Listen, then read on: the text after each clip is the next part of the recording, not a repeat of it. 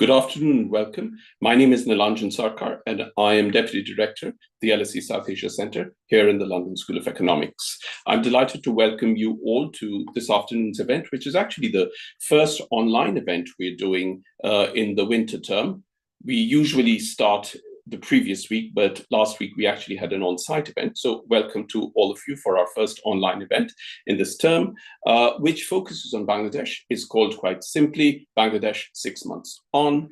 And we have an eminent panel of speakers from whom we're going to hear this in a short while. I just wanted to say a few words about why we decided at the center to have this event. Now, last year, which is 2024, was a very important year for all of South Asia, very large part. 4 countries went to the elections last year. In January 2024, Bangladesh went to elections. In February, Pakistan went to elections. Between April and June, India went to the elections. And later in November, Sri Lanka went to the elections. And there were important electoral outcomes from each of these elections for the respective countries. And yet, in August, on the 5th of August, exactly 6 months ago, some very, very dramatic events changed the political fortunes of Bangladesh almost completely and very, very unexpectedly, despite the protests led by students that had been happening for a while in Bangladesh by the time that one arrived to the 5th of August. By this time, which is about 3 o'clock in the afternoon, in the United Kingdom and 9 o'clock at night in Dhaka, a lot had happened on the 5th of August. Most importantly, that the Prime Minister at the time, Sheikh Hasina, had left the country and had flown to India, first to Tripura and thereafter to Delhi, which is where she is at the moment. She remains over there. This is by every metric the most important and dramatic event in all of South Asia for last year. Even though, for instance, the elections in Sri Lanka were also very, very important, but this event was by far very, very important and dynamic in changing the course of the history of the country.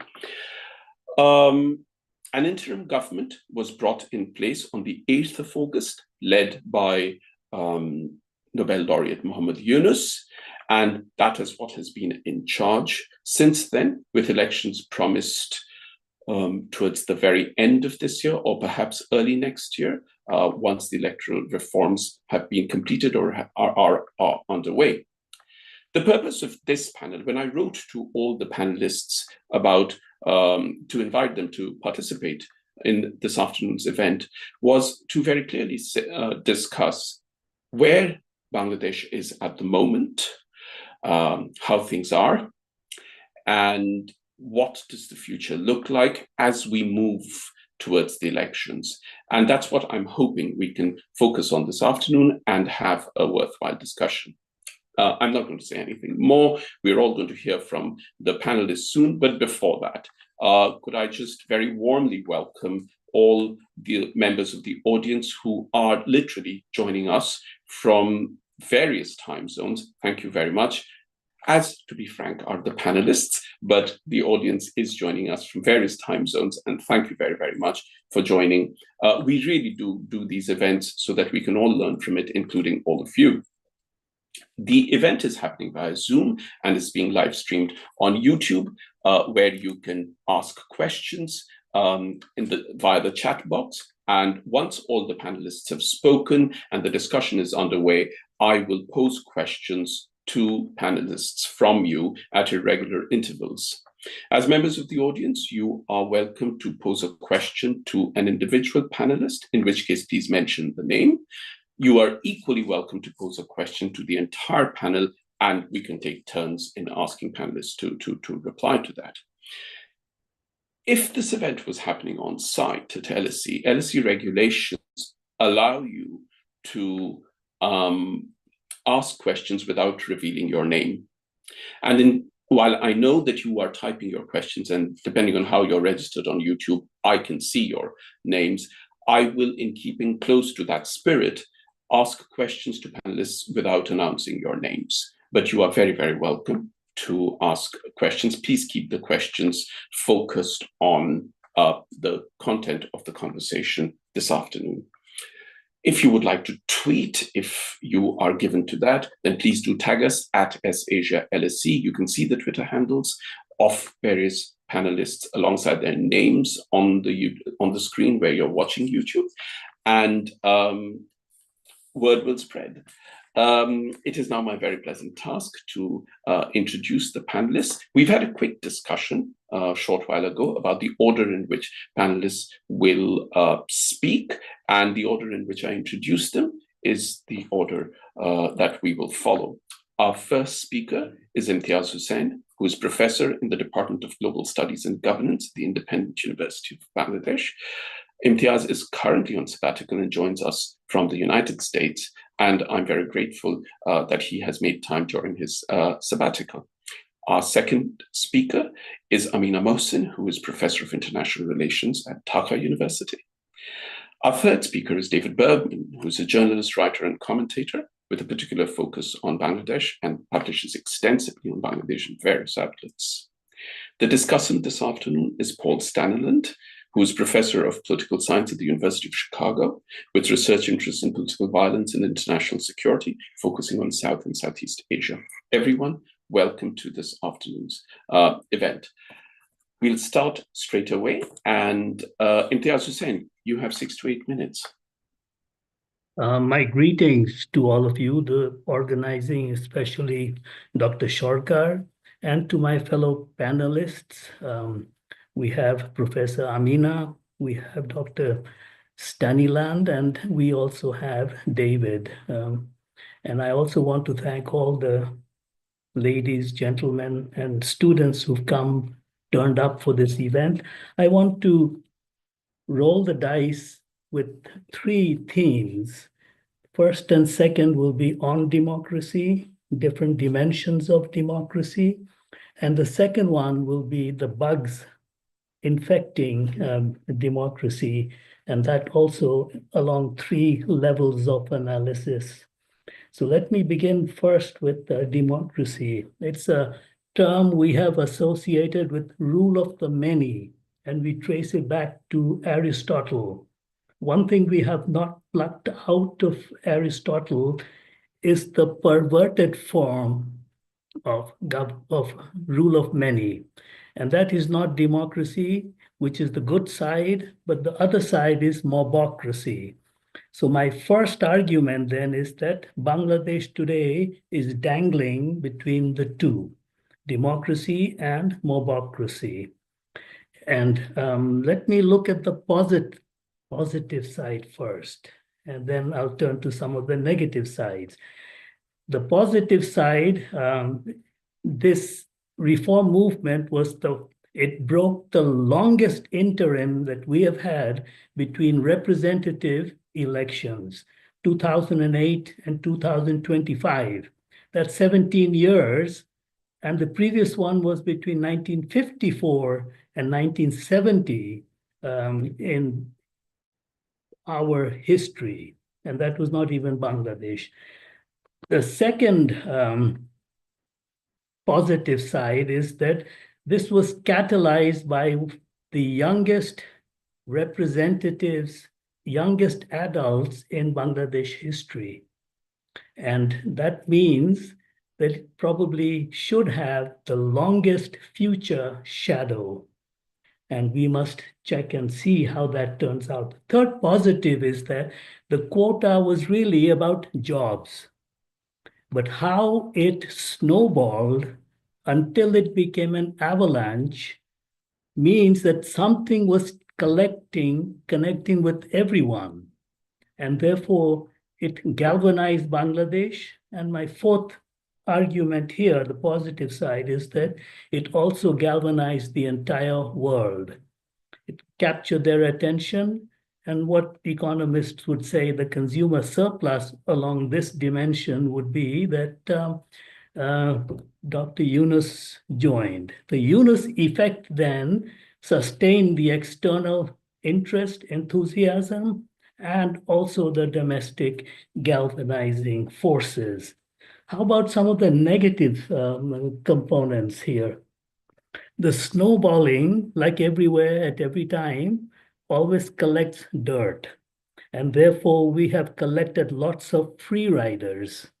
And therefore, we have the positive side of it, but also the negative. How they play out is the big question we are trying to resolve. And this also guarantees some kind of future splintering. And the worst case here would be the second negative element are all the lockdowns and shutdowns. Now, I go to, at age 72, you need to do some exercise. I go to Ramna Park. One part of it is Shahbag. And Shahbag is the most trafficked crossroad in Dhaka. And therefore, that's where all the protests are.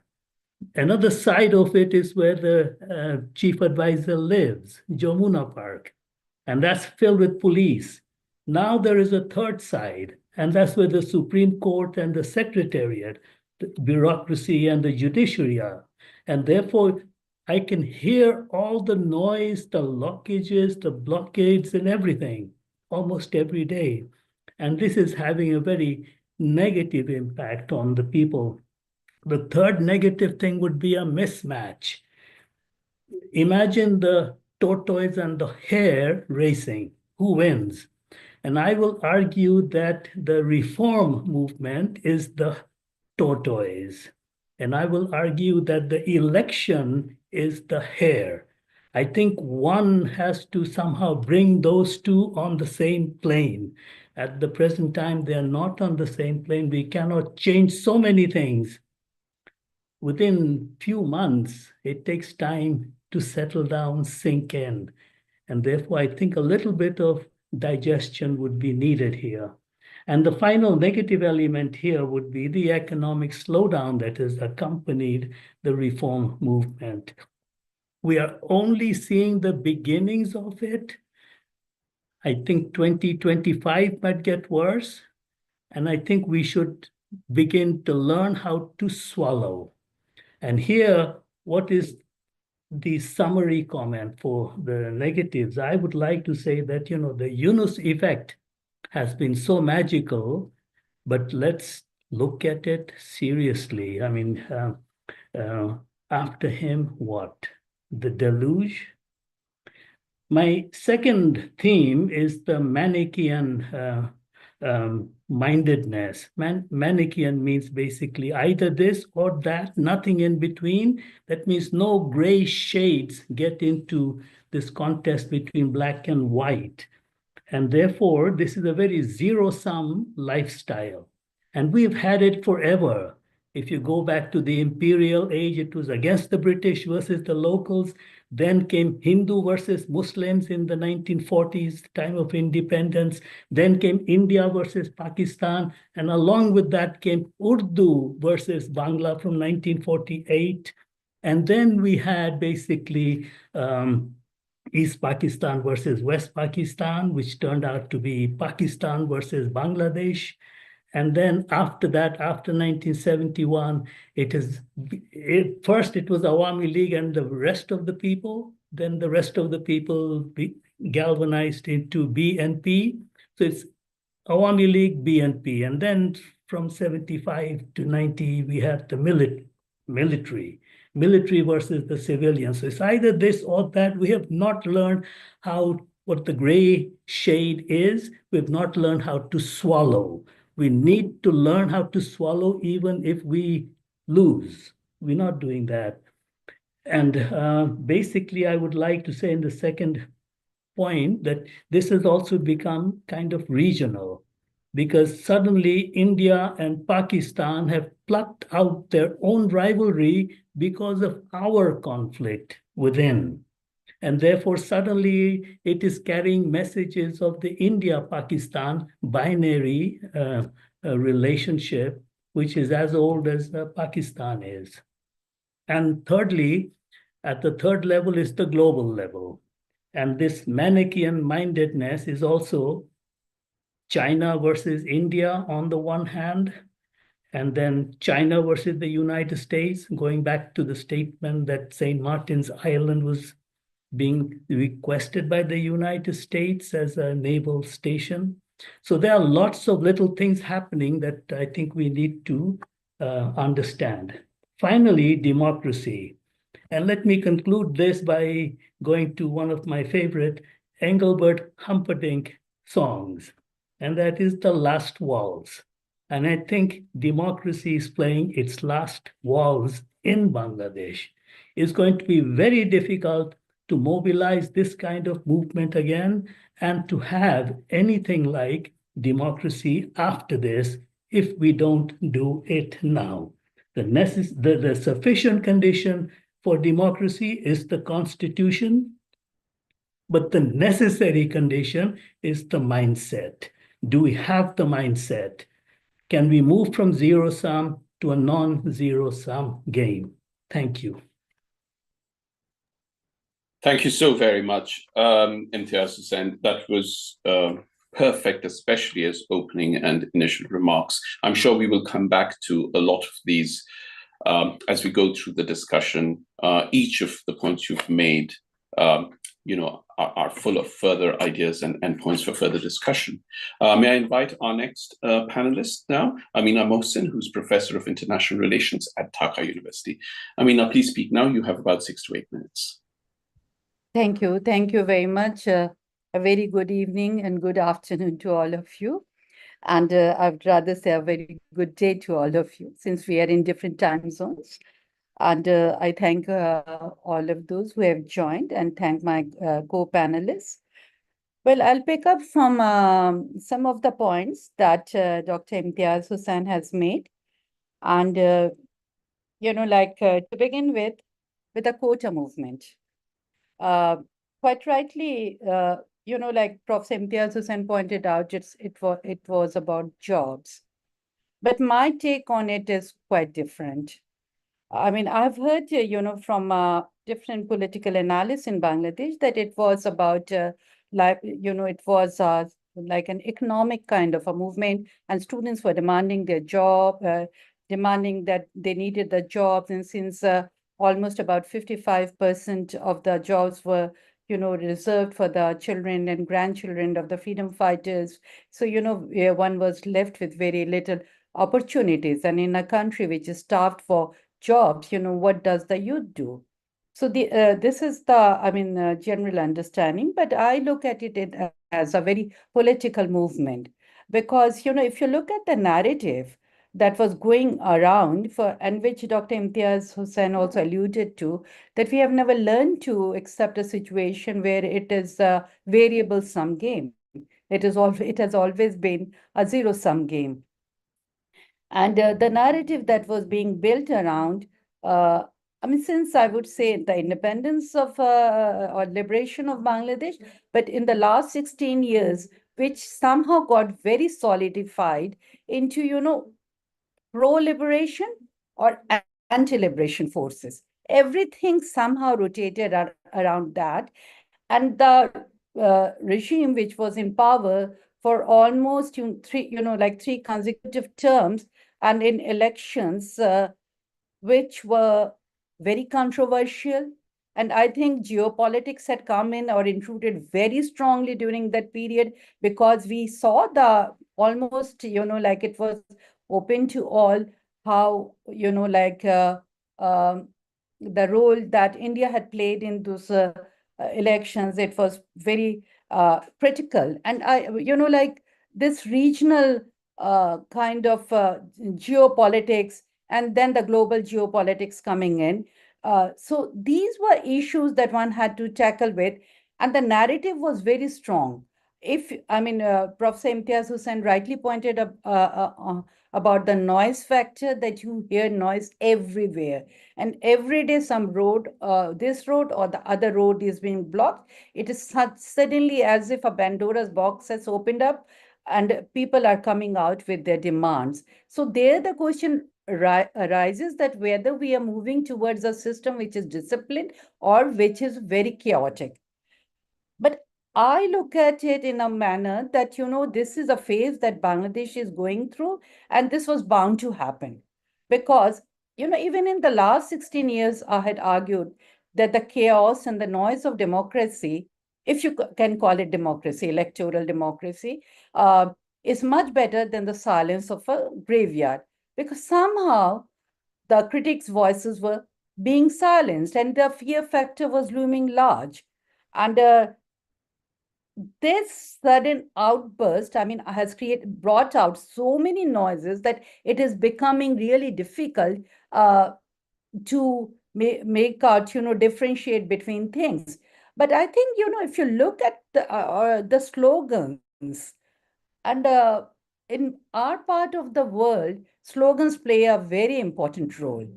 Because around those slogans, narratives are built. And the students, who were in the forefront of this 5th August or July movement, they were, coming out with slogans which were labeled as anti-liberation during the previous regime. So I wouldn't say that this generation is I wouldn't club them at all like that, but rather for this generation, I think certain things were more important and one needed to move forward. So I would say that this chaos would continue for a certain period of time. The noise would be there. And reforms, yes, it is moving at a slow pace, but it is expected that by February 8th, we will have the full reports of all the 6 commissions that have been formed for these reforms. And maybe I'm expecting and hoping that a minimal amount, of reforms would be made. And then Bangladesh, maybe by the end of the year or early next year, we will be moving towards elections. But what the results would be, and Prof. Imtiaz Hussain is right, what kind of situation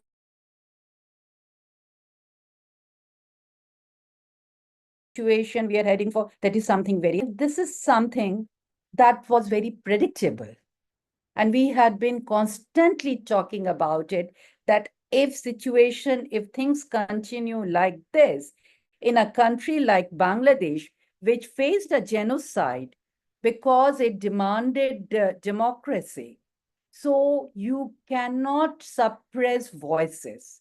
And that is exactly what has happened. It's an unfortunate situation, but I pin my hope on the youth that came out on the streets, not on the political parties. And let's see what happens.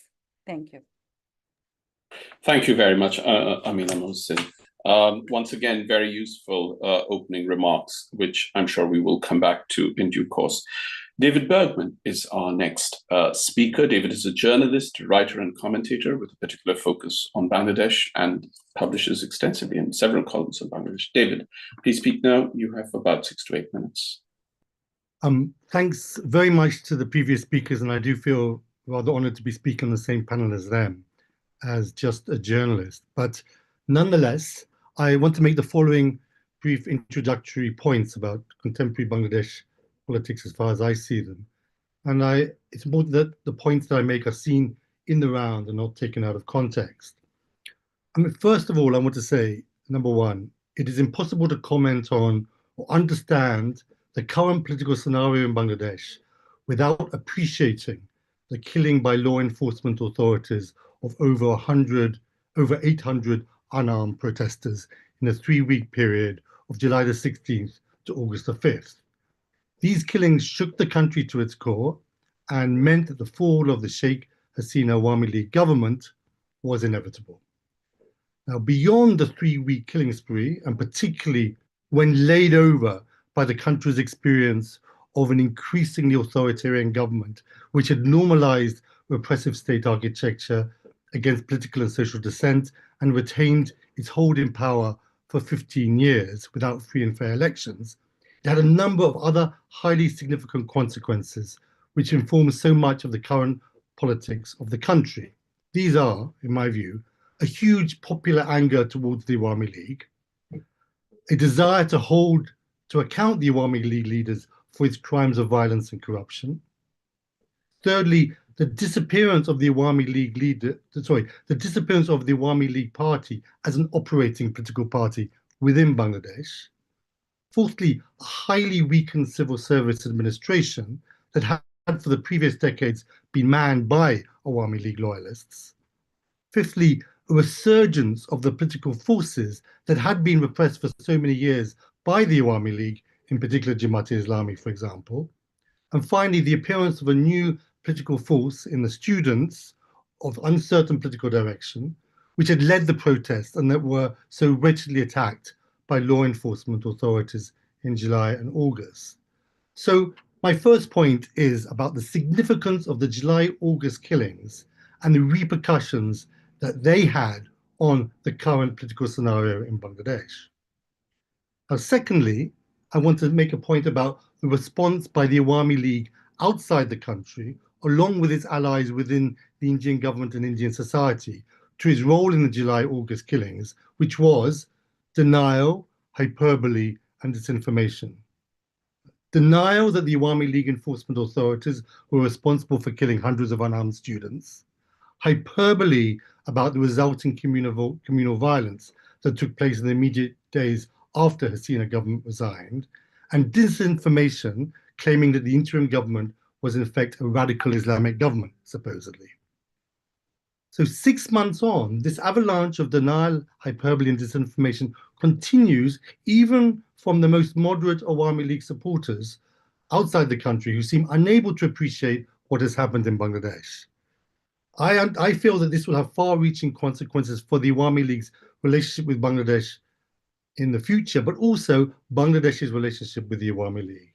And if I could give any advice to those who have the best interests of the Awami League in its mind, it would be to change direction and stop the denial, hyperbole, and disinformation.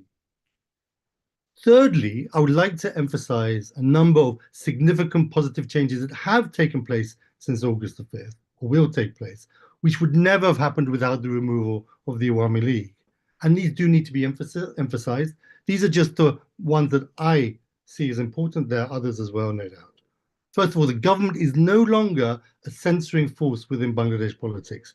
You can criticize the government on social media or in the normal media without any repercussions from the government. Secondly, in relationship to enforced disappearances, which became a systematic part of law enforcement during the Awami League period of government, the government has set up a commission to investigate these and have stopped this practice from happening. Disappearances are now no longer an acceptable political practice and for the foreseeable future are highly unlikely to happen again. Thirdly, the same can generally be said about extrajudicial killings, also something that became endemic under the Awami League government, though I know there has been a recent allegation of such a killing. And finally, we can be, I think, absolutely certain that there will be an election within the next 6 or 12 months. The timeline is not clear, and that election should be as free and fair as any election that's taken place in Bangladesh, and hopefully freer. So the third point is, don't forget the positive changes that have happened since August the 5th. A fourth overall point I want to make is that at the same time, although there is a new government responsible for these positive changes, much of the country's old negative political dynamics remain. Using a car analogy, Bangladesh has a new chassis, but the engine works in much the same way. Nothing happened in July and August and in the toppling of the Awami League government that has resulted in less day-to-day corruption with the country or any reduced desire in the country's political parties from seeking to dominate the institutions that were not so long ago dominated by the Awami League. And whilst the interim government, for example, is not seeking to control the media, the political parties seem to have taken control of many of the newspapers, and a different form of censorship is now occurring. And my fifth point, overall point, is about the effect on human and democratic rights. As I've said, the current government has dealt very well with the very worst human rights practices that existed under the Awami League government, ending disappearances and extrajudicial killings. However, that does not mean there do not remain some significant human rights concerns, particularly in the area of arbitrary arrests and detentions, which, if we remember, also used to be of significant concern when the Awami League government was in power, and which many of those in government now used to be highly critical of, but have in the recent months been rather silent. Before detailing this, it is, however, important to appreciate the political environment. As I have mentioned, we have a huge anger towards the Awami League government of the past and its law enforcement authorities, who in effect massacred hundreds of unarmed people. We also have the Awami League denying that these killings ever happened. And we also have a resurgence of the political parties who were previously highly victimized by the Awami League when it was in government. This combination of factors does not make it easier for the government or the country's institutions to act neutrally and independently, particularly when in the last 15 years, these very institutions were themselves instructed to be highly partisan towards the Awami League. Nonetheless, this is what one would expect or hope from a newly changed government, which does hold itself up to high standards, particularly now that 6 months since it has come to power has passed. And they do need to be held to the fire about this. So there is first the issue of the first information reports filed at police station alleging murder during the July and August killings against dozens and sometimes hundreds of people, mostly people connected in one way or another with the Awami League, who had in fact no direct connection with the killing. Though formally these first information reports were filled in the name of a relative or of a deceased person, media reports strongly suggest that these were manipulated by opposition political parties, suggesting, as I mentioned earlier, how the political engine under the government chassis remains unchanged. Now, most of these people listed in the FIRs have not been arrested. It's important to note that. But having your name in the first information reports creates a real fear that you might be. And so as a result, many have been forced into hiding or out of society, scared that they might be arrested. This creates a wider fear within the Awami League that if you put a step wrong, you will have a case filed against you. And so it resulted in a significant reduction of political rights on the parts of those who did used to support the Awami League. Now, the government makes the point that unlike in the Awami League times, the police did not file these first information reports, and it has given instructions to the police that people will not be arrested unless there is good cause. However, as I will come to in a second, many people have been arrested without good cause. So few people who are named believe that they are safe unless their names are removed from the first information reports. And 6 months on, the government has simply failed to set up a proper system to ensure that this happens. And this is a real problem. Secondly, there are many people, perhaps dozens, maybe even hundreds, I don't know, who have been arrested when there is no evidence to support any allegation against them. And if there is some so-called evidence, it is simply too flimsy to justify keeping them in detention. I should say there are also people who deserve to be arrested who are arrested, but I'm talking about those people who have been detained when there is insufficient evidence or no evidence at all. Now,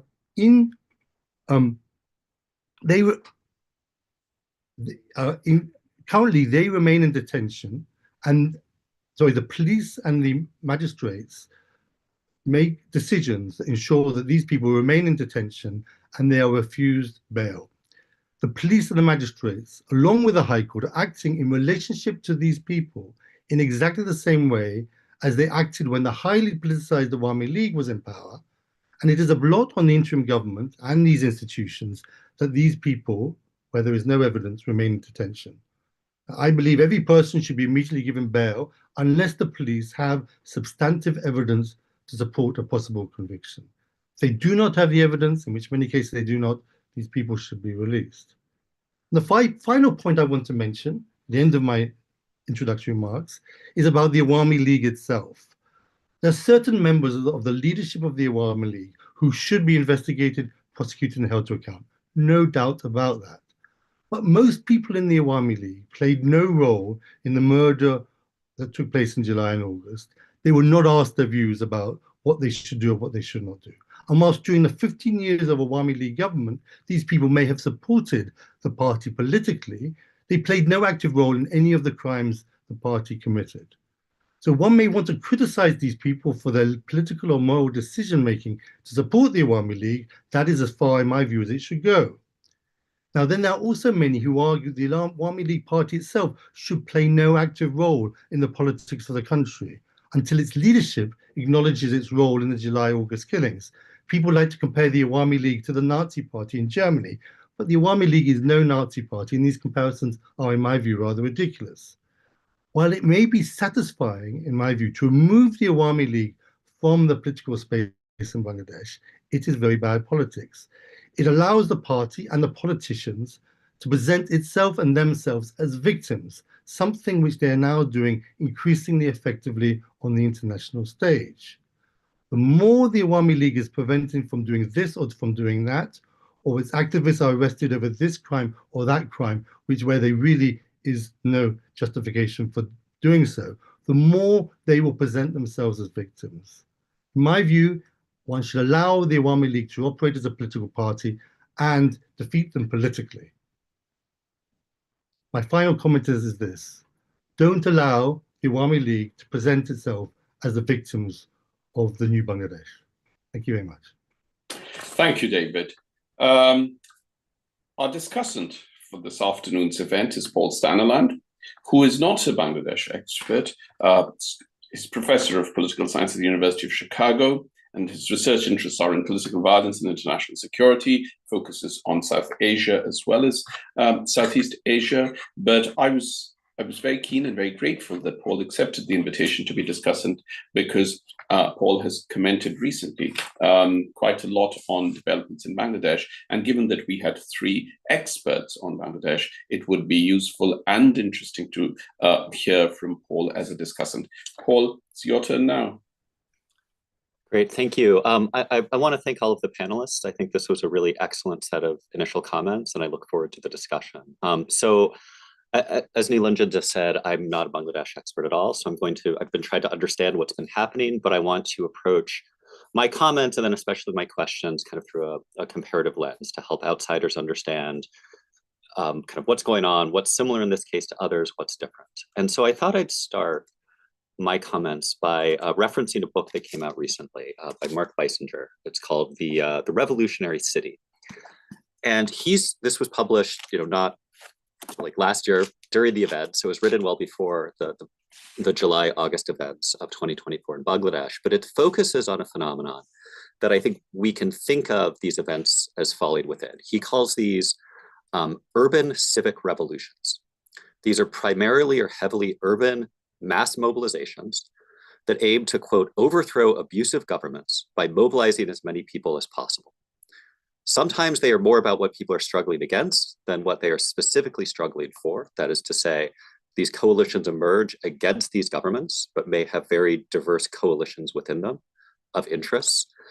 But they're held together by, quote, seeking to reclaim power in the name of citizens suffocating from lawless, corrupt, and oppressive government. And so the book explores these urban civic revolutions. I think you can make a reasonable case that 2024 Bangladesh falls within this category. And then he goes on to explore some of the consequences of these. And he highlights a set of trade-offs and tensions that emerge from these urban civic revolutions that I think are useful for us as we think about the next 6 months, 12 months, 5 years.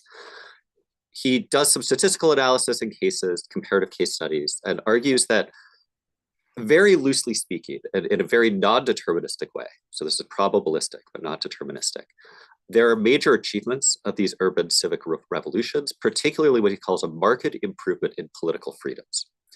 On the other hand, he argues that the hastily convened coalitional character of urban civic revolts, as well as the, quote, significant social and economic problems that these regimes face after they take power, could lead to the fragility of these regimes and undermine economic growth. So there are trade-offs where there may be certain areas that on average are improving, others that continue to suffer, in part because of the situations that these new regimes inherit, right? The reason the revolt happens in the first place, as Professor Mohsin was saying, is because there are these underlying structural problems, but those structural problems that afflict these new regimes as well. And so I was thinking about this framework and these trade-offs. And so this led me to a set of questions that are things that I would be watching as someone trying to understand this case in a comparative perspective that I think are very much informed by the previous comments. So what are risk factors? What are things to be watching, right? What could lead to what Weisinger argues are kind of your classic post-urban civic revolt cases in which you see, some positive but some negative outcomes, and then what could lead to more extreme outcomes in either direction. So a negative case would be, for instance, Egypt after the Arab Spring, in which the military takes over. Or cases like Libya that turned into civil war. There are also positive cases in which you see a greater democratic consolidation and greater economic growth. So I think we've heard arguments that could be relevant in both directions here. I think Bangladesh is much better positioned in a lot of ways than some of these other cases in terms of having, functioning, if hollowed out state institutions, lower levels of ethnic cleavages than in many contemporary societies, potential for economic growth, right? Political parties that exist, even if they are afflicted by many of the dynamics Mr. Bergman was talking about. This is still a more robust party system than in countries that have had no experience of electoral democracy or meaningful electoral democracy. This, that is, and also popular mobilization, right? Weighed against the problem of splintering, downsides of popular mobilization, dynamics of political polarization, and economic slowdown. So I think we can see arguments that both are in favor of what Biesinger argues are these kind of classic trajectories of these movements, and also possible kind of more positive aspects that we could imagine. So this then leads to a set of things that I'm curious about in the months and years to come. I have no answers to this. My colleagues are the experts on the case, so I defer to them. But the first is the politics of institutional creation. And I think there's an interesting, delicate balance that needs to be struck in cases like this. On the one hand, there needs to be depoliticization of certain institutions, law enforcement, judiciary, many institutions. On the other hand, to depoliticize requires political backing. Coalitions that emerge, which for their own self-interested reasons, political actors agree to some amount of depoliticization or autonomy of institutions, often for very self-interested reasons, but they can kind of sustain this equilibrium. And I'm very curious to see whether we will see this kind of political support for some degree of depoliticization in the months and years to come. A second question is how to think about popular mobilization and what directions it may take. And we've heard both from Professor Hussein's challenges that have emerged from this, Professor Mohsin and Mr. Bergman, well, for both positive and more challenging aspects of this.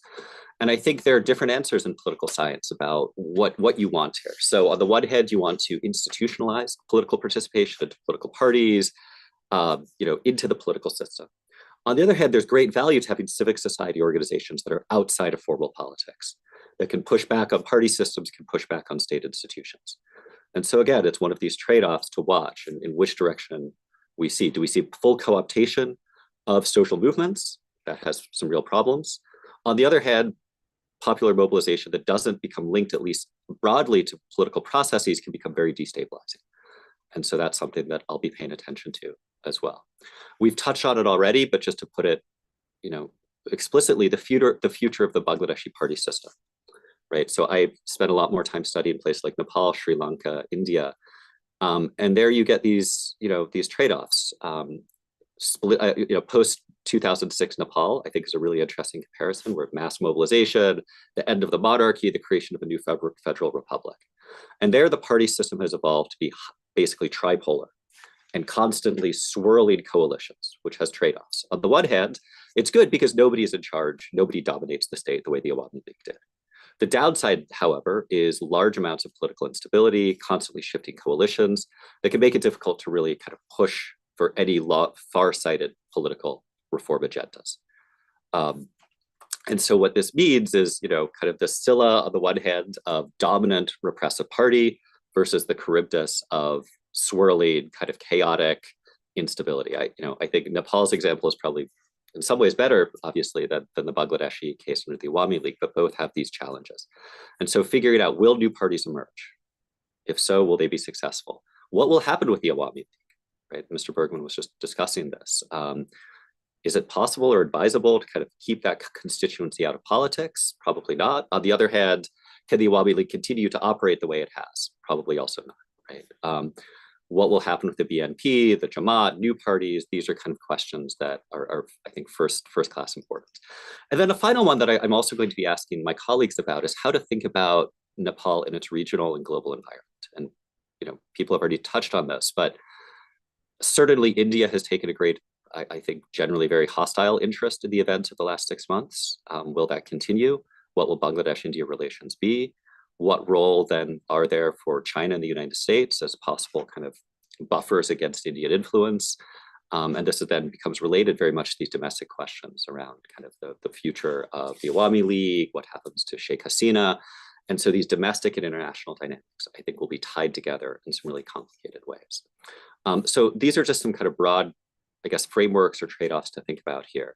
But I wanted to turn to the panelists now. And we're starting to see in the last month and even just today, or at least today, Chicago time, reform commission reports coming out on a variety of sectors. And I wanted to ask my colleagues, which reforms to them seem the most doable, the most tractable, the most plausible, and what are areas in which reforms strike you as the most difficult or the most politically charged? So I thought that could be a useful starting point to kick off this discussion.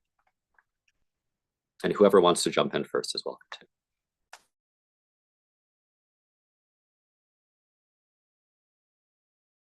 Nilanjan, I think you're sorry. I apologize. I also just wanted to say that we've momentarily lost Amina Mosen because of uneven internet connectivity, but she's trying to connect back. So this is for the benefit of the panelists as well as members of the audience. Imtiaz Hussain, you spoke first, so you have been silent for a while. So why don't we start with any response you have to any of the things that have been said, including what Paul mentioned just now? Everything that he said, but the question that he just asked now, I think it's a good analysis context against which reforms most durable? I think the one I have been most impressed by has been on the environment arena, and what advisor Rezwana is doing, cleaning up the water of Dhaka, and with it, all the changes spilling over across the country. I think that is just imperative. We have to, if we're going to get through SDG by 2030, we have to get these cleaned up. And the SDGs that are not working, certainly urban pollution. And so I think that is one very correct step taken. The most difficult, I think, might be about the Constitution. And should it be secular? Should it be Islamic Republic? And so I think how they navigate this should be important for the rest of the country. And I don't know, just off the bat, those are the comments I'm coming back with. Maybe others will come, but let me see what David might have to say. I agree that the constitutional proposal should be put on the back burner. I think that probably the reforms that are most likely to be able to be implemented are the judicial reforms, partly because it's the judges themselves who have significant influence and power in making those reforms, and it isn't totally dependent on political parties. However, and obviously judicial reforms for the independent judiciary are very important, how to appoint new judges, etc. But I suppose the most important reforms, in my view, and ones which must be put in place in coming months, are the reforms to the election process to ensure that there is a free and fair election.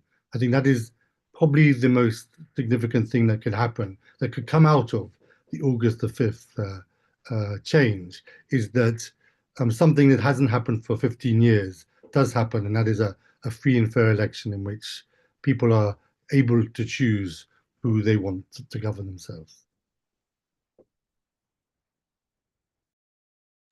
Can I just follow up a bit specifically about law enforcement? And so Mr. Bergman had, well, everybody talked, but especially David, you were speaking about kind of the use of violence by the law enforcement apparatus. This has had a lot of different consequences. I was curious if either of you have thoughts on what reform of law enforcement specifically might look like and the political likelihood that these reforms might take place, at least in the near-term future.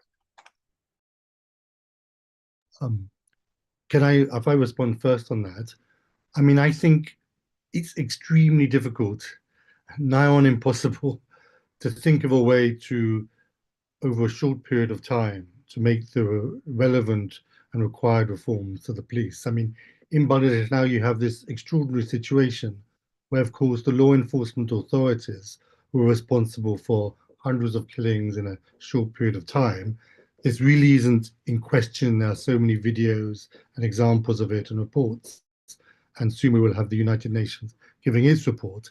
So that's not really in question at all. And at the same time, the absolute necessity of having law enforcement in the country. So many of the people who are currently in law enforcement were no doubt in one way or the other complicit in that violence. That's a very difficult situation to deal with, and I don't know what is the answer to it. And secondly, just the system that the police has in relation to the first information reports and the way that all works is a system that has been embedded within the country for over 100 years since the British were in power. And it very much allows the politicization of the police and gives enormous amount of power to the police. If anybody puts in a first information report, and by law, if somebody does, the police have to accept it, then the police are allowed to arrest any of those people named, even if there is no evidence to support the claim that they committed an offense. So it's really intrinsic to the whole way in which the police system works at the moment in Bangladesh is arbitrary arrests and excessive police power. Now, that's going to take a lot of time to work out how to change that. So I think police reform is necessary, but it's very difficult and it will take a lot of time. Imtiaz, did you want to jump in on this?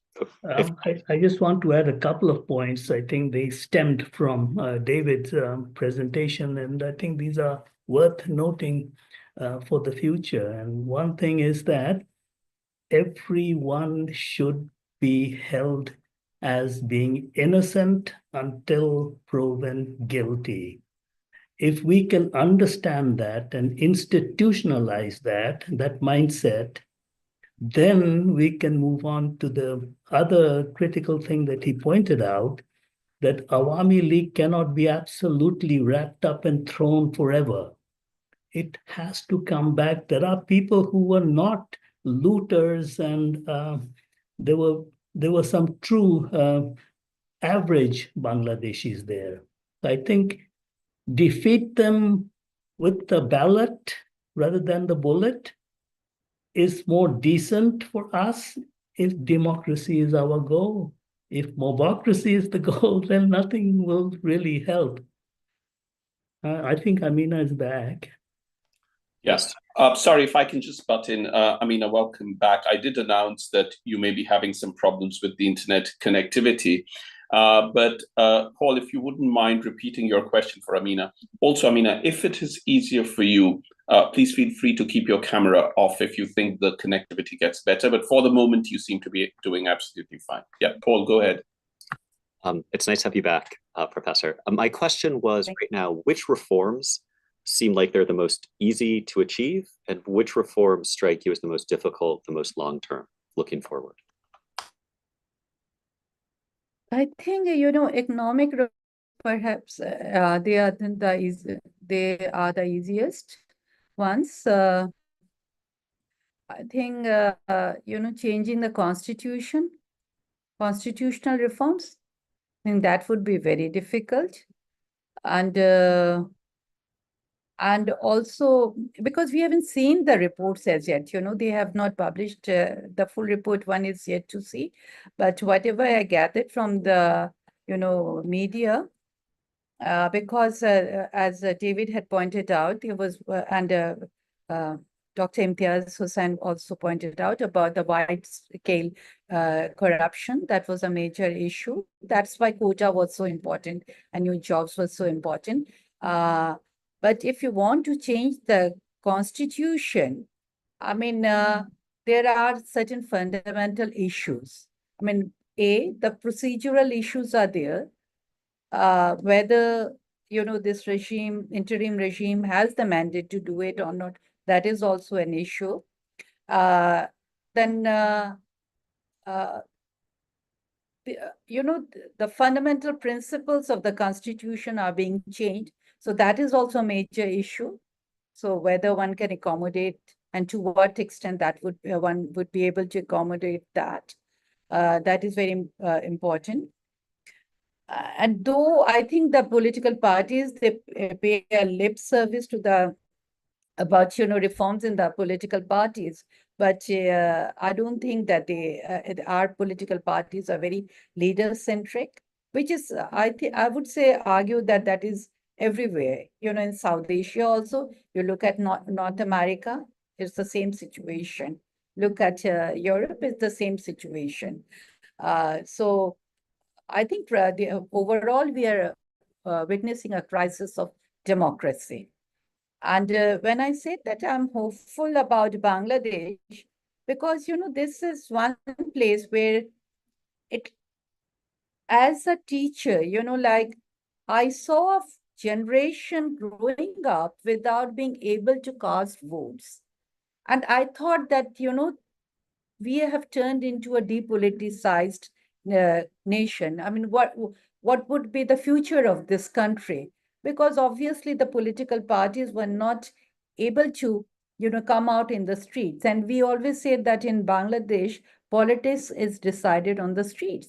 But I'm very happy that my students proved me wrong and they came out in the streets. But again, like what is happening now, and David very rightly pointed out about the, number of arrests. And this creates a,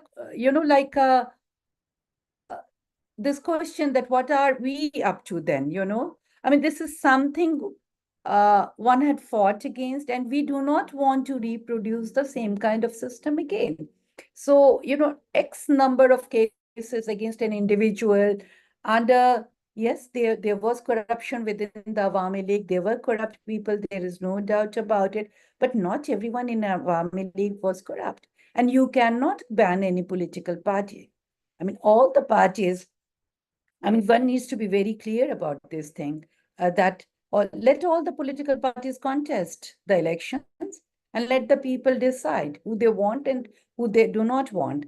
The students are also forming a political party, and they are going to announce the name of the political party sometime soon. So I think they should also be given a fair chance, because this generation also needs to come out. And let us see what is there. And I don't think, like I mean, there are suggestions for the decentralization of the administration. One has to wait and see, but these are mandates that I would say that only a political party can carry it forward, not this particular regime. But I agree fully with David on the, number of arrests, arbitrary arrests, and what is happening. It's not something one is very happy about. And I wish there was more tolerance among the students also. Thank you. Thank you. I mean, it seems like there's real consensus among the panelists that these constitutional issues are by far the most challenging and, the trickiest to manage here. I wanted to shift a little bit. We've had discussion of the state of the economy. Also, there's been substantial labor mobilization. And I was curious if any of you, I think all of you are more focused on the political side of things, but if any of you could give us a sense of what's going on with the economy right now, what is the likely future of that, what reforms are in the air, kind of help us understand how the economic piece is connected to the political piece here. Imtiaz bhai, would you like to go first? Why don't you start? Ladies first. Please, you go first. That's okay. I think the economics will be hit. We are still very much hooked on the RMG.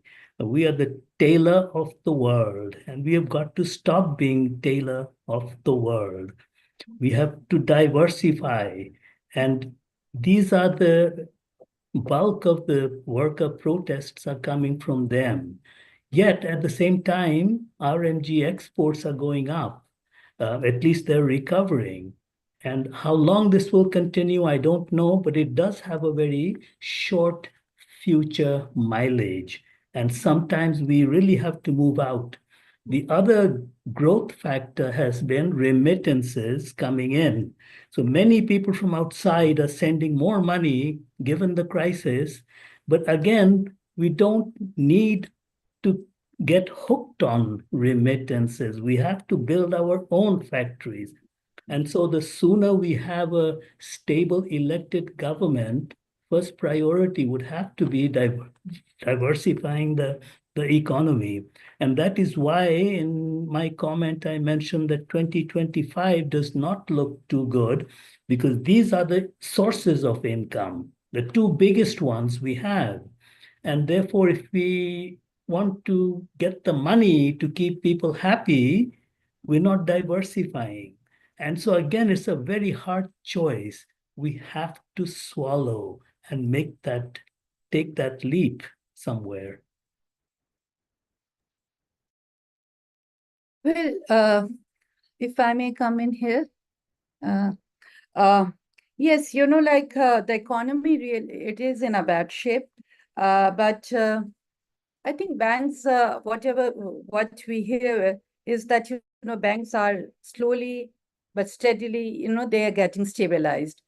A major problem is that, we are not getting FDIs, or people are not, the countries are not investing, because I think it's a wait and see policy for all the,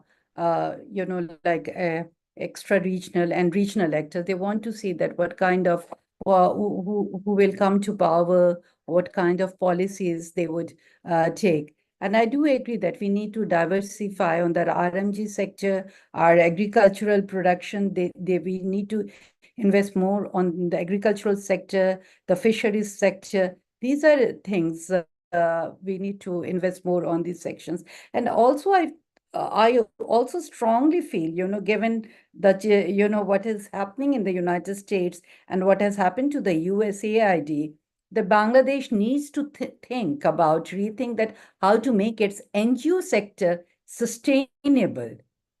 I mean, we can't forever, that is one area, except from, BRAC, to some extent, Proshika, or maybe Grameen Bank, we are heavily dependent. The NGO sector is heavily dependent on foreign funding. So this is one, and which is also a major arena where, our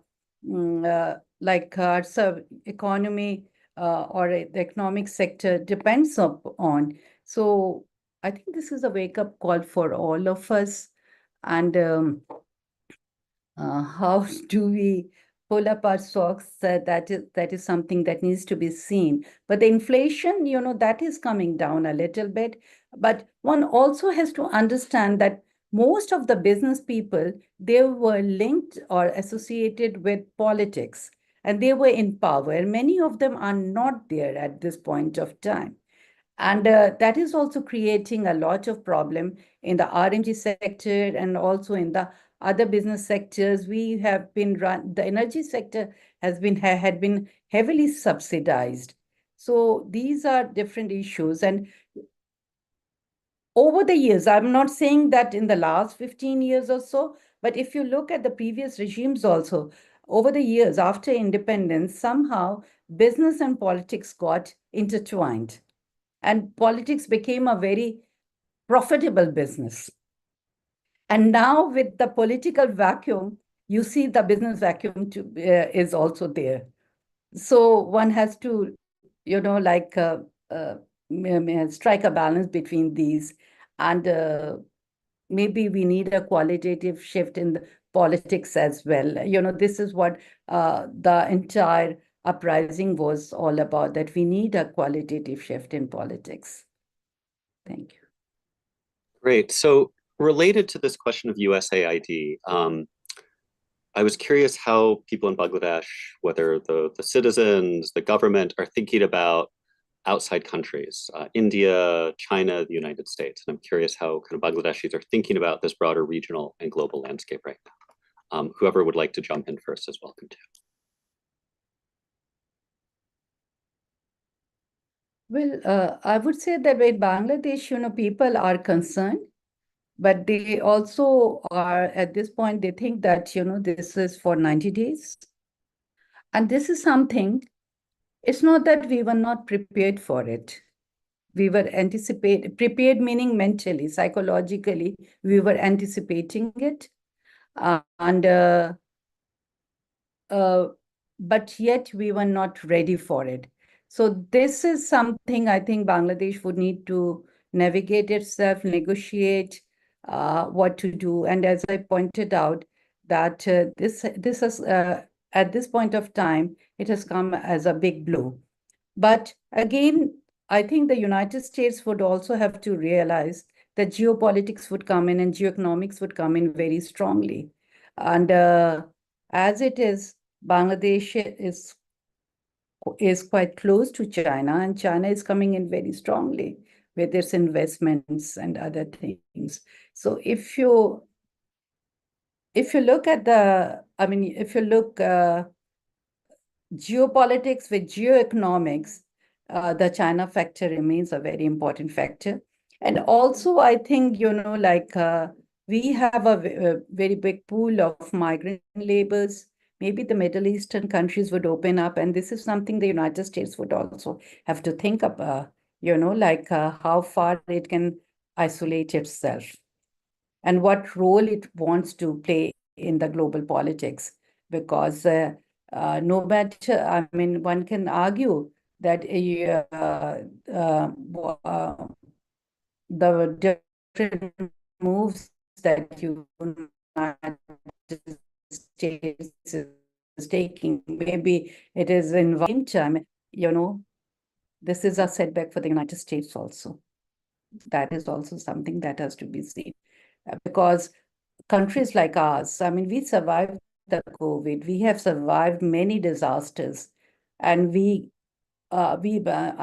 is this is something I think outsiders do not realize the tremendous capacity or resilience that we in South Asia and we in Bangladesh. But whether United States is going to accept the geoeconomic consequences or geopolitical consequences of it is another matter. And for other panelists as well, I was curious about the India relationship in particular right now, if any of you want to comment on that, or views of India among Bangladeshis. I think India is imperative, especially since so many of our rivers come through India. And especially now that India is building a dam on the Brahmaputra, so way upstream, that's going to affect and change the environment. So I think we really need to have good diplomatic relations with India to be able to resolve some of these. And I don't know if India should be made so pivotal. It is there. Pakistan is there. We have not engaged with that. But if I think the first foreign head of state to come to Younus's caretaker government was from Malaysia, Anwar. So I think Southeast Asia is also awfully and increasingly important for at least two reasons. Economically, it gives us a plan B instead of just India and Pakistan or South Asia, or plan C, because there's also China, our largest trading partner. And then the second reason is that the Rohingya refugees, or they're not refugees, that was my mistake, sorry, displaced persons. These displaced persons, 1 million of them, we are coming to a kind of a finale on that front, because what's happening inside Myanmar is incredible. Without, the military is no longer in control of almost 3/4 of the country. And so where do the Rohingyas go? And we cannot handle them, especially if bad economic conditions arise. And this is where China comes in. I think China's Belt Road Initiative, coming through the port being built, because of which the Rohingyas were kicked out, going right through Rakhine state, that is also going to be competing with India's port, also just completed last year in Sitwe. And both of these are so close to Bangladesh that we see some kind of a Bay of Bengal geopolitics spiraling. And I think we need to bring in as many other countries just to modify the heat that is being generated locally in India, Bangladesh, certainly, and China. And India is one reason why it is not happy with us is that over the last 10 years, China has kicked out India as the largest trading partner. And it is also the source of the foreign direct investment that we get. India was very high on that list, but now after July last year, I think Indian investments will be retreating rapidly. And this will affect us. These were in industries like the power plants, Rupur nuclear plant, and along with Russia, but also I think Pyra. So these power plants will be badly affected, and this will have spillover effects on other industries. So we need to be broad-minded, look out, but jumping to open market solution quickly for a country so fragile in its economic condition, it might be a step too far at this point. Great, thank you. I'm going to butt in now. We have about 20 minutes remaining. David, if you wouldn't mind responding to what Paul said about India and China and Pakistan, etc., briefly, and then if we could take a few questions that have been posed, yeah? Yes, just very briefly. I mean, as important as the decision by the American government on US aid, and of course that has affected many NGOs. Some big NGOs have lost significant proportions of their funding. Far more significant will be what the US government's position is on Bangladesh, and to the extent it wants to support the interim government. I mean, when August the 5th happened, obviously there was the immediate anger towards India that supported Sheikh Hasina, the Awami League government, and that relationship got fractured. But there was always the Indian support. And with that, sorry, there was always the United States support. If that goes, then clearly it provides an opportunity for China and other countries to become much more influential in Bangladesh. So we have to wait and see. Amina, did you want to come in and say anything in addition to what you've said, or we can leave it out for the moment, briefly? On which question? On which question? I mean, On the question. I'm sorry. I apologize that I think we are experiencing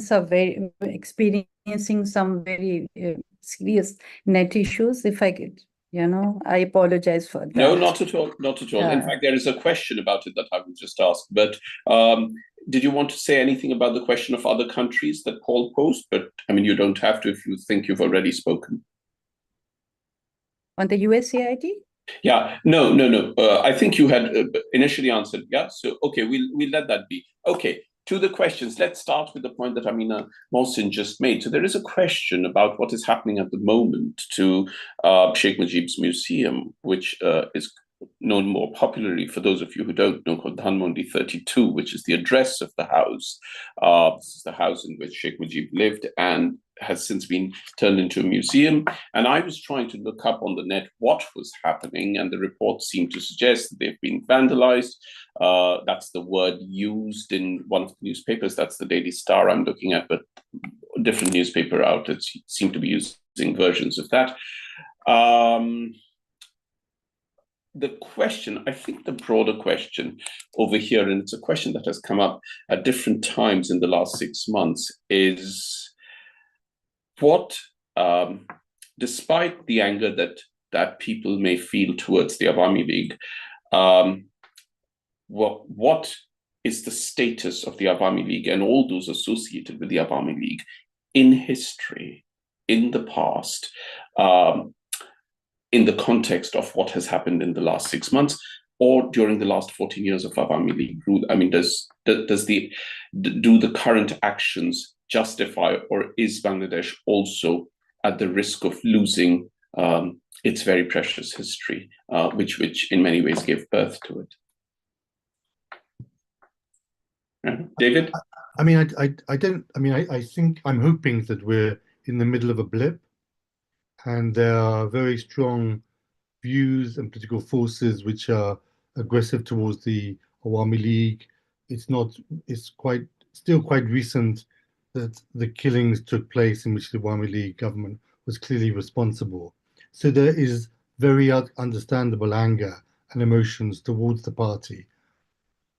However, politically, it's very important, in my view, for those emotions and anger to be channeled and not in a negative way. So the burning of Sheikh Mujib's house is very unfortunate. And as I said in my introductory piece, the worst thing that can happen is for the Awami League, who have been perpetrators of significant violence, to somehow be able to represent themselves as victims.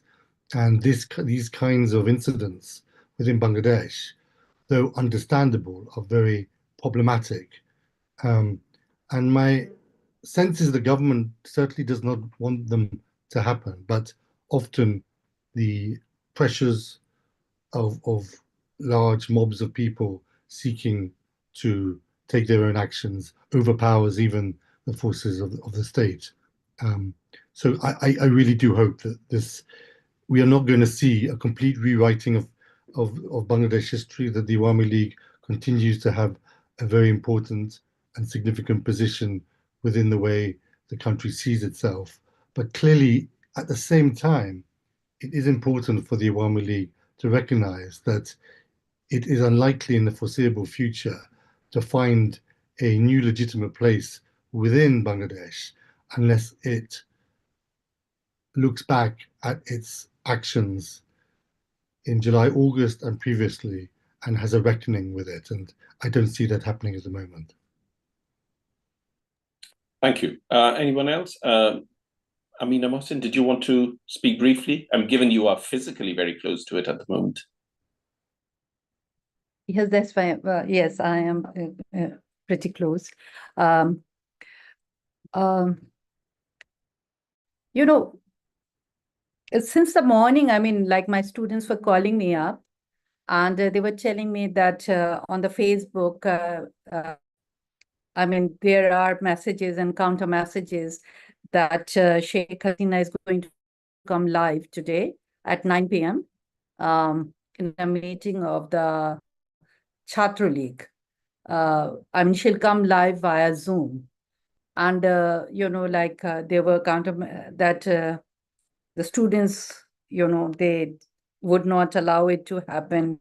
And, you know, like both from public and private universities, all the messages were coming in. And they were showing it live also. And I agree with David fully that I think things are still very raw. And one needs to have a period, you know, cooling off period. We need time for healing. But at the same time, it is very unfortunate.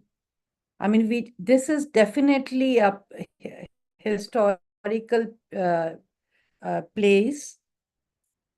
And this is not only a museum. I mean, this is a place where much of Bangladesh's history has been written. So one must remember that.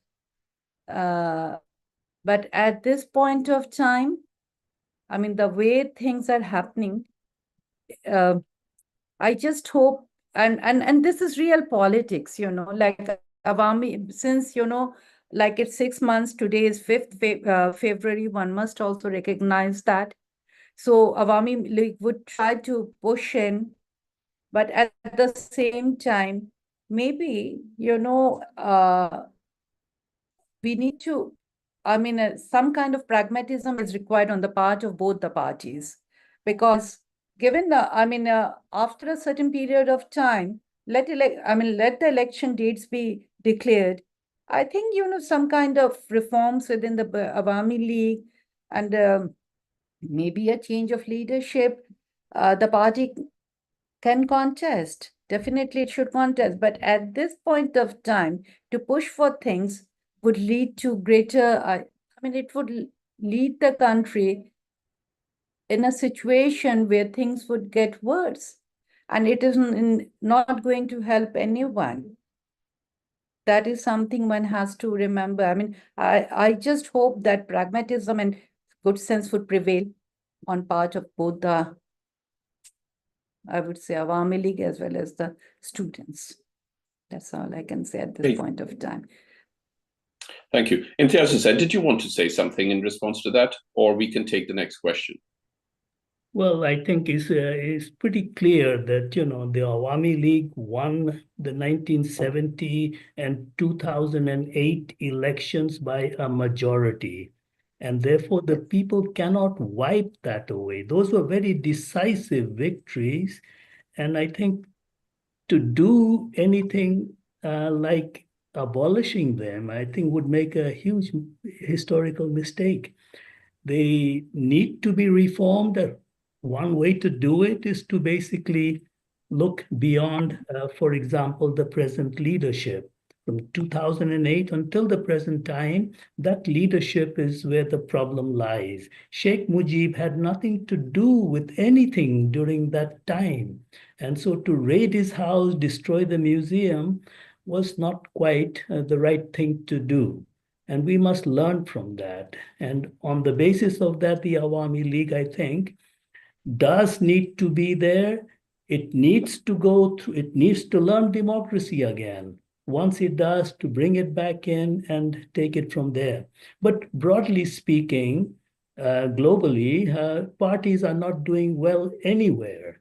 Every country has parties crumbling. So let's not make this a BNP versus Awami League.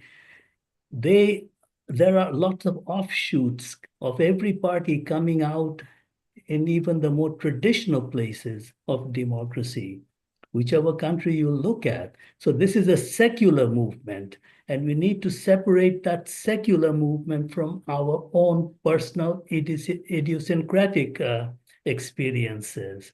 And what else can I say? Thank you very much. We are running short of time, and this is for the benefit of members of the audience who have written questions and written comments, etc. I will pick and choose the questions that are directly relevant to the content of what has been said. Some of the questions, as members of the audience will know, have actually already been touched upon by the panelists, so we will leave that out. I will also leave out comments that have been made, whether in agreement or in disagreement. That's absolutely fine. But here's one question, especially for those in IR, but everyone's welcome to reply as briefly as possible, please, that I will read out because I don't want to paraphrase the question. The first question, I added my bit in large measure because I am myself a historian, and at the end of everything, I always speak in favor of preservation of archives. For whatever reason, I think they're essential to the study of the past rather than the destruction of it, whatever the immediate emotions may be. So here's the question. Why has Bangladesh's caretaker government remained reactionary, resisting reforms, instead of evolving into a revolutionary force? How does the ecological triad in international relations explain its failure to address systemic crises? Imtiaz Hussain, would you like to go first? The ecological triad is a premature question for a caretaker government. You have to have the institutions already in place, and that's not the job of a caretaker government. We must hold on to that really good question for the elected government later. And what was the first part of that? I'm sorry. It was, you've sort of almost answered it, but it says, why has Bangladesh's caretaker government remained reactionary, resisting reforms? Yeah. This is democracy at its best. He's let the caretaker government giving everyone the chance to say something that they have not been able to say for at least 15 years. And so everyone can express just the way that they are protesting. But from that, I hope we can all learn something, that there is a limit. We must stay within that limit.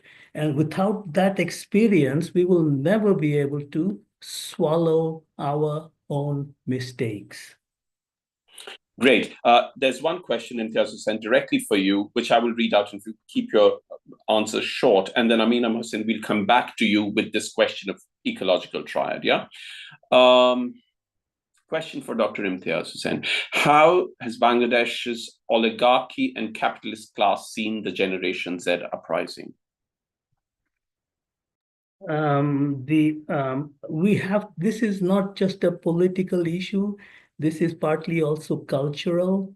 We have lots of, we have respect for the elderly, and from that, all the kinds of oligarchic tendencies have remained, and they have been fed by political patronization that has come.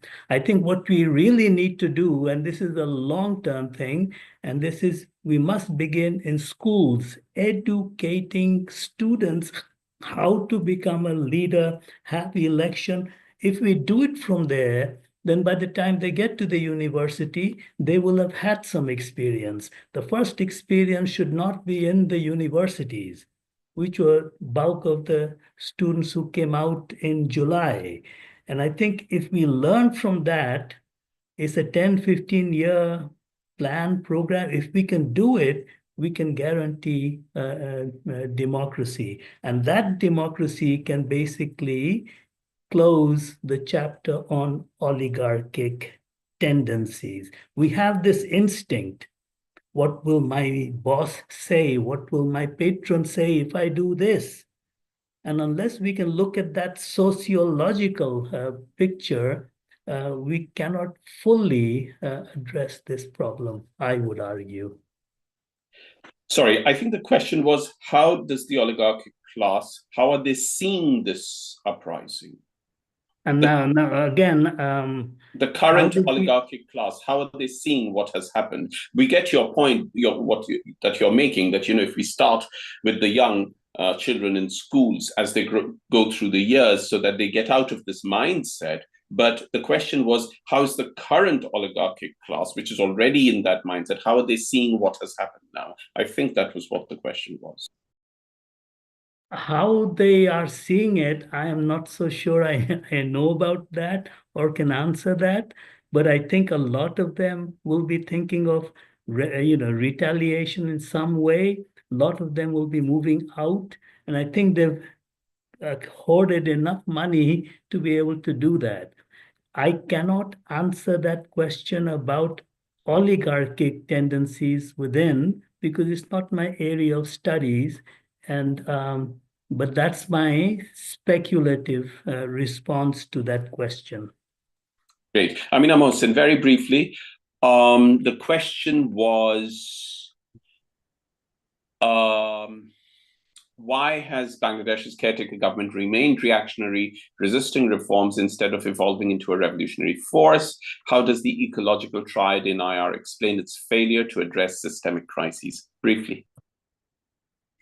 On this point, Dr. Nilanjan, I would just like to make it clear that this is not a caretaker government. This is an interim regime. So we have, and Bangladesh has had its forays or experiments with caretaker government. So this is very different. This regime is very different. And this regime, as I pointed out earlier also, that we really don't know what its mandate is. So I would argue that, the caretaker government had a certain mandate that it would hold the elections and go away. But now this interim regime, has taken upon itself, because this is what is wanted by the people as well as by the students, that it would undertake certain reforms and then hold the elections. But again, that's why, when Dr. Hussain pointed out about the noise, and and I've been talking to different politicians also, they also feel that this is much better, that, let the people speak out. And, you have to look at the options or the choices that we have. And this regime has limited options in its hands. And one can see, how the tussles between the political parties, what is happening. So at this point of time, I think it is just being pragmatic. And and we are yet to decide whether it was a revolution or it was an uprising. I think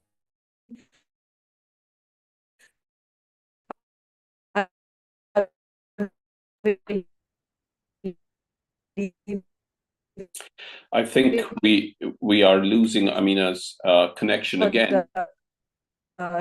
For history of, or it is that the constitution was not there. Sure. Okay, great. Last question, with apologies to members of the audience who have asked. I know there are questions that we won't be able to ask, but David, this one is not for you, but I'm posing it to you if I can quickly find. Yes, here's the question, because it was in part something you mentioned in your opening remarks, which I think all of us found very useful. I'll read the question out verbatim. What are some of the limitations of the current cabinet in working according to public expectations?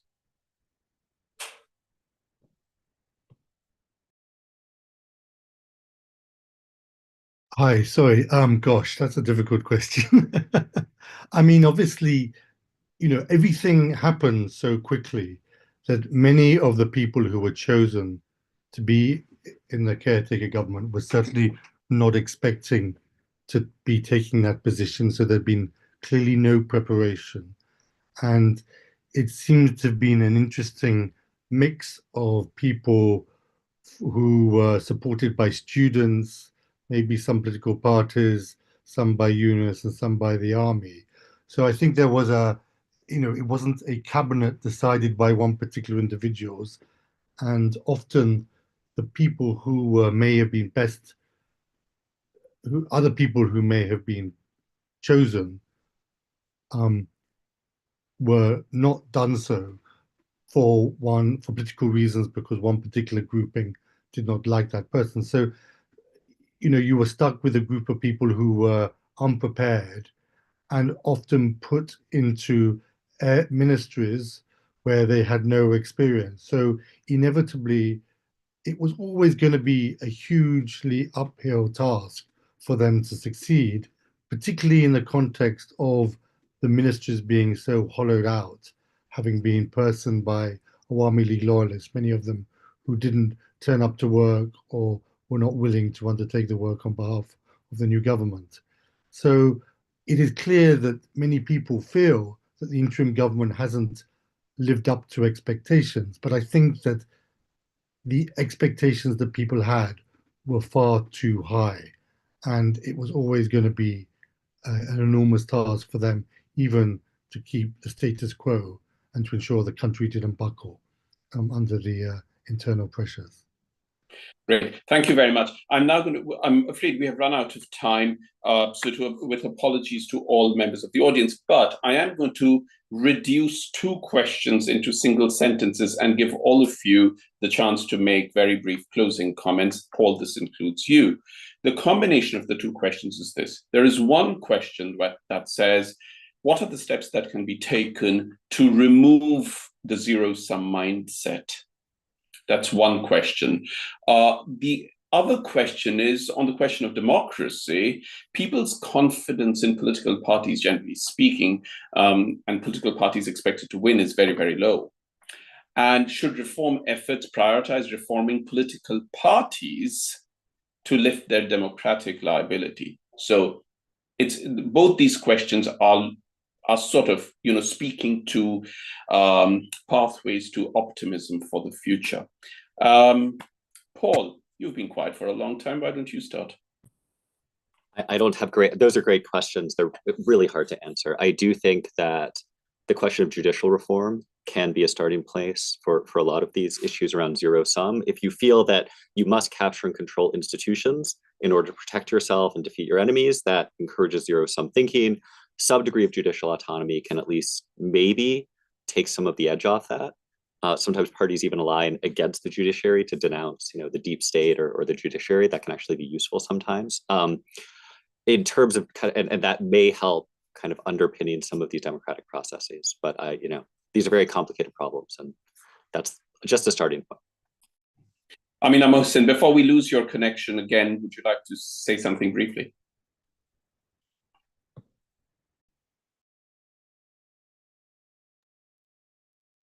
Well, since the question is about a zero-sum mindset, I mean, I think the this is a process, can't happen instantly. So I guess, reforms within the political parties is something which is very essential. And there are provisions in the constitution which doesn't allow, which kind of, and also reforms in the electoral system. We have a majoritarian parliamentary system. I think we need to change that system. These are the basic things I would say at this point of time. I'm sorry, I'm having tremendous net issues. Sure. Thank you very much. And thank you for persevering with your internet connectivity. Imtiaz Hussain, David, then you last. As I mentioned first time, education is one thing, right from school, as early in school as possible, all the way. It's a long-term thing to break that zero sum. And then simultaneously, we need to start training the bureaucracy and the police. And therefore, these should be institutionalized in a way that no political connections can be linked to them. And if we can rejuggle the exam for civil service, for example, and then recruit, we might have to borrow from Donald Trump here, buyouts. Maybe we might have to do some buying out of the police just to start cleaning it up. Now, I have seen some great policemen working right now after July. And so, we should not make this blanket. And we should look at those who were really the culprits. About democracy, that's, I'm afraid, also a very long-term thing. We cannot create it overnight. We need to let all the parties come out, those who want to have parties. Many of the proposals now being made say just that. Even the student administration, student against discrimination said they are also being connected with political parties. And so therefore, let it all play out. And then in true democratic sense, survival of the fittest, politically, we will see in a couple of years. But I don't know if a reform government, caretaker government can stay that long. Do we have that duration, patience? If we do, we might make it. If not, we have to start swallowing. Thank you. David, you have the last word. The one positive dynamic that I see is that I hope that the Awami League is not going to fall by the wayside and will remain able to conjure up a significant amount of support, because I feel that what may change Bangladesh is moving away from a BNP versus Awami League competition and having a number of other parties being able to get closer to power or having a significant minority of seats. So the BNP undoubtedly will do well in the election. The Jamaat-e-Islami will do better than it has done before. A student party may well arise, whatever you want to think about it. I think that's a very positive dynamic for Bangladesh. And if the Awami League also is able to retain a number of seats, you have four major parties vying for power. And I think that's a positive sign for Bangladesh. And that dynamic and competition may result in some significant reforms, which will take a significant amount of time. Nothing is going to happen overnight. Great. Thank you very much. It remains for me to thank all of you. But before that, I do want to say that, and I say this at the end of all the online events that I've been doing for years and years and years, but especially since 2020, when we started doing so much online, that, if anything good came out of the pandemic, it was that all of us became Zoom savvy and tech savvy and learned to do these things. There's a huge advantage to this. These discussions are so important and so meaningful and so enjoyable that I hope all of you will believe, all of you panelists will believe that it has been so useful even for the listeners, as well as for all of us who participated in this discussion. Imtiaz Hussain, Amina Mosen, David Bergman, and Paul Staniland, all of you, thank you very much for your time and good afternoon. Thank you. Good afternoon, everyone. Thanks all.